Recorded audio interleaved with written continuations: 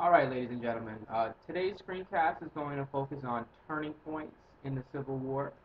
So we're going to look at not only military turning points, but also diplomatic turning points and turning points as far as the direction of the war. So what we're going to start with is kind of what Abraham Lincoln saw as the purpose of the war when the war broke out. So I think there's some interesting quotes here, and there's things that we have to understand as a class. So if you take a look at this quote, Abraham Lincoln said, "If I could save the Union without freeing a single slave, I would do it." Now, that's actually an incomplete quote, and I'm going to give you the full quote in a second, but I think what he's saying here is very important. Um, in the beginning of the war, we're talking from 1861, the breakout of the war, when the Upper South finally secedes, until late 1862, 1863. Abraham Lincoln frames the war not as a war to end slavery. He frames the war as a war to preserve the Union, which is a very important thing. So when he goes to Congress and when they try and recruit soldiers into the war, it's not a war to end slavery in the South, to abolish slavery, even to abolish slavery in the new territories. It's a war to preserve the Union. And what they mean by that, it's a war to keep the South a part of the country, to keep the South a part of the United States. I think first and foremost, Abraham Lincoln and a lot of Northerners are Unionists at heart. Stephen Douglas, Abraham Lincoln, that's what they really care about. And so what he's saying here is that to him, keeping the country together, keeping the North and the South together, that is the number one priority. So when the Civil War breaks out from 1861 until 1863, when officially the Emancipation Proclamation goes into effect, the war is won to keep the nation together. Now, like I said, this is an incomplete quote. The full quote is this. If I could save the Union without freeing a single slave, I would do it. If I could save the Union by freeing all the slaves, I would do it. And if I could save the Union by freeing some slaves but not others, then I would do that. So I think that kind of pretty much says it all. What does Abraham Lincoln feel in his heart? Well, he's also very anti-slavery, and he abhors slavery. So I think the second thing is what he'd really like to happen. If he could save the Union and free the slaves at the same time, ultimately that's what he'd like to do. But if he can't do it that way, and it's a choice between freeing all the slaves and saving the country, saving the Union is going to be number one on his priority scale. Now, what ends up happening is he is able to do both. And so we're going to talk about how that's possible. So it really kind of takes place during the war. Some events happen during the war. So early on in the war, we're not going to talk very much about specific battles, but early on in the war, there's two theaters of the war. You have the Western theater, which is going to be fought in, primarily the western part of the United States, and then you have what's known as the Potomac theater. And the Potomac theater gets its name from the Potomac River, which separates. Now, if you go there, it separates Washington D.C. from Virginia, and so really it's separating the North from the South. And a lot of the fighting takes place in this area, like Virginia, Maryland.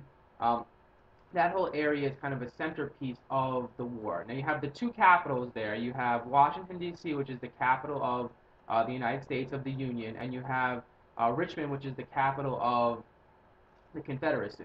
So there's a lot of battles going on there, and in the theater of the Potomac, the big general in the South, the Confederate general, is going to be Robert E. Lee, and he's the leader of the Confederacy throughout the entire campaign in the Potomac. Now, for the Northerners, the leader of the army is going to change multiple times. It changed about 5 times because they're having a lot of trouble defeating Lee. Lee is a great military strategist, and he's working at a major disadvantage. The big disadvantage of the South is they have less men, they have less people, and less supplies.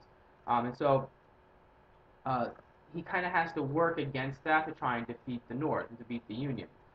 Now, early on, the South is doing pretty well. They're winning some battles, and it's not looking fantastic for the U.S. government. And what's happening is that some of the drive behind the war is kind of waning here. And what Abraham Lincoln needs is he wants to issue some proclamation about slavery, but he can't just kind of come out of the blue, especially after they're losing battles, to issue this proclamation. And so what he has to do is he has to wait for a major victory by specifically the Army of the Potomac. They're winning. They're doing well in the West. We'll talk about that a little bit later. You know, Ulysses S. Grant is leading the Army of the Union in the Western theater, and they're doing well. But they're not getting victories here in the East. And really, most of the eyes, foreign eyes, and like the press, they're focused mostly on the Potomac theater. So the Battle of Antietam is the victory that Abraham Lincoln needed. And so what happens here in the Battle of Antietam, you're looking at a picture here. This is a photograph from Matthew Brady, very famous Civil War photographer. And it shows you a little bit of the carnage of the Battle of Antietam. It's one of the bloodiest battles in the Civil War. It has the bloodiest day in the Civil War. So you're talking about 5,000 people died in one single day here, and on top of that, about 18,000 people were wounded on the same day. The battle takes place in Maryland, in Sharpsburg, Maryland, and really what happens here is it's not a huge victory for the Union as far as militarily it's concerned. Robert E. Lee ends up retreating, but outside of military, it is a victory, and it does have a big change or turning. It does have a big impact as far as the war is concerned on two different fronts. So the first thing here um, is a diplomatic effect that it has. It really kind of um, makes foreign powers, specifically we're talking about France and Great Britain, who the Confederacy is trying to make overtures to try and get them to join their side. It makes them really think twice about siding with the Confederacy. So that's an important aspect of it. The second important aspect of it is it gives Abraham Lincoln the victory that he needed to then announce his Emancipation Proclamation. So there's a connection between Antietam and the issuing of the Emancipation Proclamation, which is not a military turning point of the war, but it's a turning point as far as why we're fighting the war. And it's what most Americans think we fought the war for. Ultimately, 160 years later, that's what most Americans identify as the war being fought for anyway.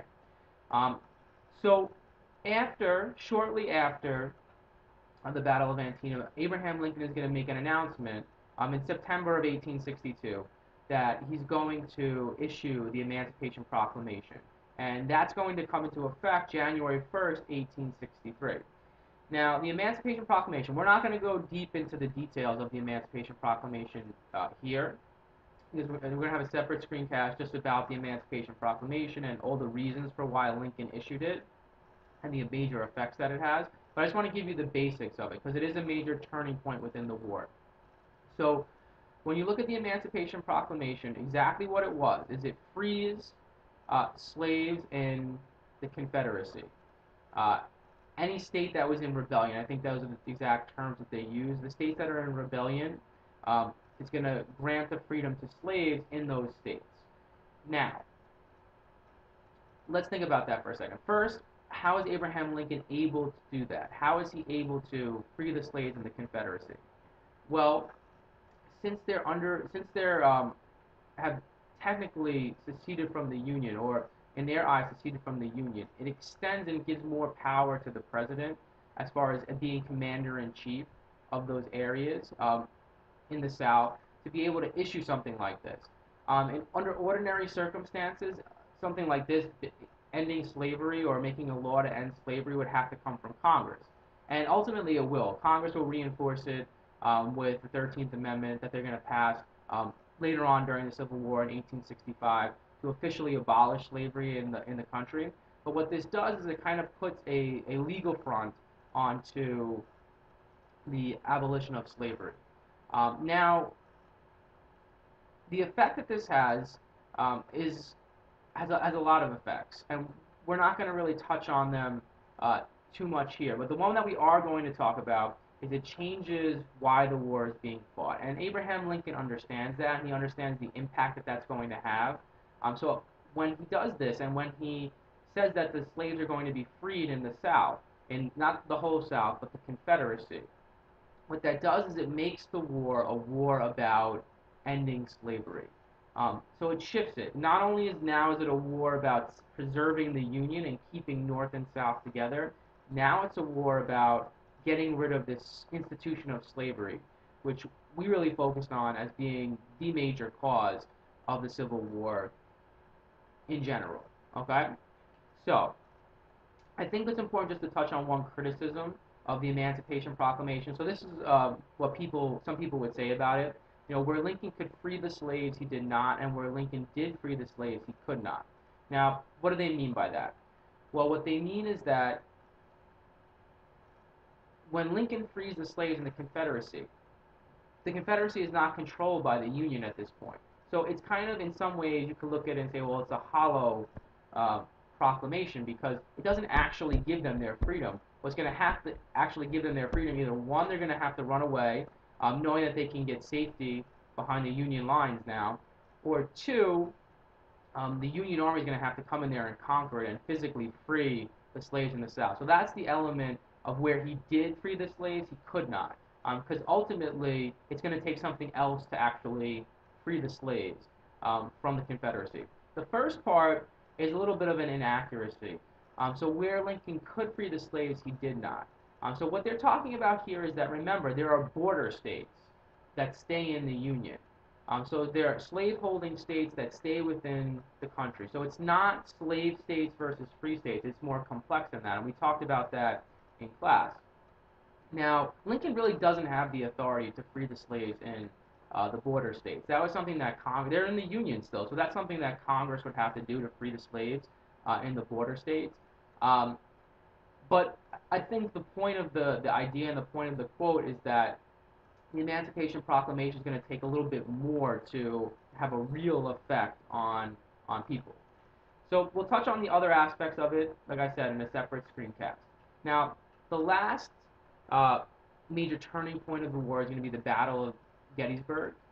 Now, the Battle of Gettysburg happened shortly after in July of 1863. So when you look at this battle, first of all, some interesting facts about the battle. When you look at this map, this is giving you Civil War battles, and so there's one thing that stands out to me, and hopefully it stands out to you about the map.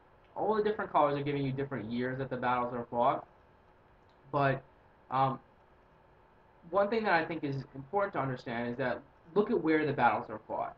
Almost all of them are fought in the South.